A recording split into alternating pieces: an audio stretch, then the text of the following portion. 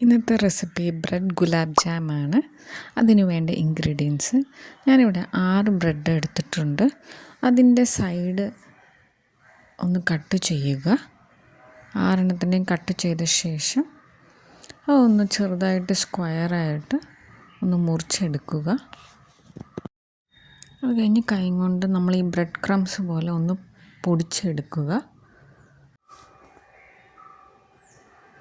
പ്ലേറ്റിൽ ഒന്ന് വെച്ച ശേഷം 2-3 ടേബിൾ സ്പൂണ് പാലൊഴിക്കുക. ഓരോ ബ്രെഡിനും ഓരോ ഇതാണ്. ഇതുപോലെ ഇങ്ങനെ ബോൾ ഉണ്ടാക്കുക എന്നുള്ള വിധത്തിൽ ഒഴിക്കുക. ഞാനിവിടെ 2-3 ടേബിൾ സ്പൂൺ പാലാണ് വെച്ചേക്കുന്നത്. എന്നിട്ട് അത് ഇതുപോലെ ബോളാക്കുക. ഉണ്ടാക്കിയ ശേഷം അതിന് വല്ല ക്രാക്ക് ഉണ്ടോയെന്ന് വല്ലതും നോക്കുക. നമുക്ക് ഷുഗർ സിറപ്പ് ഉണ്ടാക്കാം. അതിന് വേണ്ട ഇൻഗ്രീഡിയൻസ് 1 കപ്പ് വെള്ളം, 1/4 കപ്പ് പഞ്ചസാര, അത് ബോയിൽ ചെയ്യുക. അതിൽ 2-3 കാഡമോമോ ആഡ് ചെയ്യുക. പിന്നെ ലെമൺ ജ്യൂസും കൂടെ ആഡ് ചെയ്തിട്ട് കയ്യിലിങ്ങനെ സ്റ്റിക്ക് ആവുന്ന പരുവമാണ് ഷുഗർ സിറപ്പിൻ്റെ പരുവം. ഇനി ഗുലാബ് ജാം ഫ്രൈ ചെയ്യാം. അതിന് വേണ്ടി ഒരു പാൻ വയ്ക്കുക.